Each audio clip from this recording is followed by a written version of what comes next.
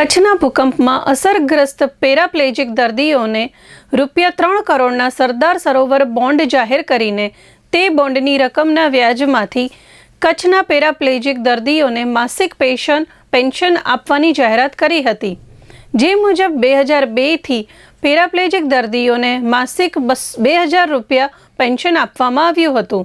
પેરાપ્લેજિક દર્દીઓ દ્વારા સ્થાપવામાં આવેલ નવજીવન મિત્ર મંડળ દ્વારા પેન્શનની રકમમાં વધારો કરવા માટે સ્થાનિક અને સરકારમાં અનેક વખત રજૂઆતો કરવાથી વર્ષ 2014માં તેમને મળતા પેન્શનમાં 12 વર્ષ બાદ ₹500નો વધારો કરવામાં આવ્યો હતો। એટલે ₹2500 પેન્શન મળતું થયું અને ત્યારબાદ અનેકવાર રજૂઆતો કર્યા બાદ બીજા 7 વર્ષ પછી 2021થી બીજા ₹500નો વધારો કરવામાં આવ્યો હતો। એટલે હાલ ₹3000 પેન્શન મળતું થયું। 2001માં કચ્છના ભૂકંપમાં 108 જેટલા પેરાપ્લેજિક દર્દીઓ બન્યા હતા। પેરાપ્લેજિક દર્દીઓની દિવસે અને દિવસે શારીરિક તકલીફો વધતી જ જાય છે।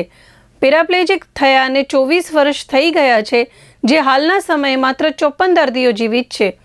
આ તમામ અસરગ્રસ્તો પ્રત્યે માનવતા વલણ રાખી તેમની માંગણીઓ અંગે ભુજ ખાતે આવેદનપત્ર આપેલું હતું।